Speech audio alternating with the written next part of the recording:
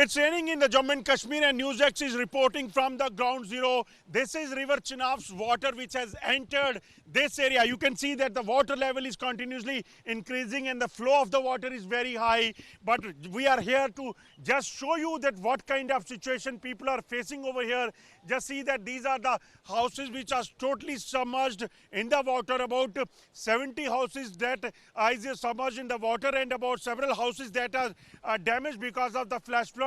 This is the kind of situation people are facing. About 30 people, they are stuck in the flash floods over here in these houses, and NDRF, SDRF teams is on the job, Jammu Kashmir police is on the job to ensure that these people has to be insured, but the level, water level and the flow of the water is there very high, so it is very tough for the authorities to evacuate them from this area. So that's why they are trying to get help of the Indian Army and the Air Force so that they can be airlifted and taken to the safer location. This is the kind of situation people are facing, and the way water level is entering, because this is a field area where water have entered and submerged several houses over here, and the way basically rain is going on, there are possibility that water level will increase in the coming moment. So that's why it is very tough for the authorities over here, and definitely it's a very high flow water, and it is like risking the life of the soldiers as well. So that's why people will be airlifted. That is going to be ensured by the authorities over here. According to information, more than 50,000 people were affected in these flash floods and because of the rain, and they were shifted to the safer location. And situation is still tense in the Jammu and Kashmir, because for next 24 hours heavy to heavy rain is predicted, and there are possibility that cloudburst could also take place. 2 people have died in when a kacha house collapsed there in Sundarbani of Rajouri, and many other areas still affected.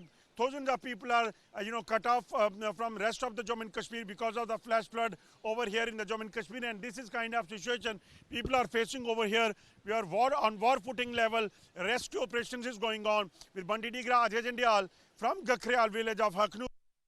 Jammu Kashmir के गखरियाल में लगभग 40 जानें इस वक्त जो हैं वो बाढ़ की चपेट में फंसी हुई हैं, जिसे लेकर लगातार प्रयास किए जा रहे हैं। अगर पहले मैं आपको तस्वीरें बताऊं तो आप देखें बाढ़ का पानी लगातार बढ़ता जा रहा है, और जैसे जैसे पानी बढ़ रहा है वो चिंताएं बढ़ा रहा है लोगों की, और ख़ासतौर पे पुलिस प्रशासन की जो लगातार यहाँ पर मौजूद हैं, इस चीज़ को देख रहे हैं कि किस तरह से इनको निकाला जा सके, क्योंकि ये खेतों का इलाका है। यहाँ पर जो SDRF की टीम्स है वो बोट के ज़रिए इनको निकालने में काफ़ी दिक्कत रहेगी। ऐसे में हेलीकॉप्टर एक जो है प्रोविज़न हो सकता है, जिसके लिए प्रयास किए जा रहे हैं। मेरे साथ इस वक्त SP रूरल ब्रजेश शर्मा जी हैं। ब्रजेश जी, काफ़ी चुनौती भरा समय आपके लिए भी है, कितने लोग फंसे हुए हैं, क्या सिचुएशन है? देखिए, जहाँ पे हम खड़े हुए हैं ये फत्तू कोटली का इलाका है, और ये गरखाल हमारा जो सीमावर्ती इलाका है वहाँ पे आता है, जहाँ पे कुछ नोमैडिक फैमिलीज़ हैं। नियर अबाउट 40 से 45 के करीब लोग जो हैं वो फंसे हुए हैं। उनके घरों के दोनों तरफ जो है वो पानी आ गया है, और उनके रेस्क्यू ऑपरेशन के लिए लगातार कोशिशें की जा रही हैं। हमारी SDRF की टीम जो है जहाँ पे आ गई है,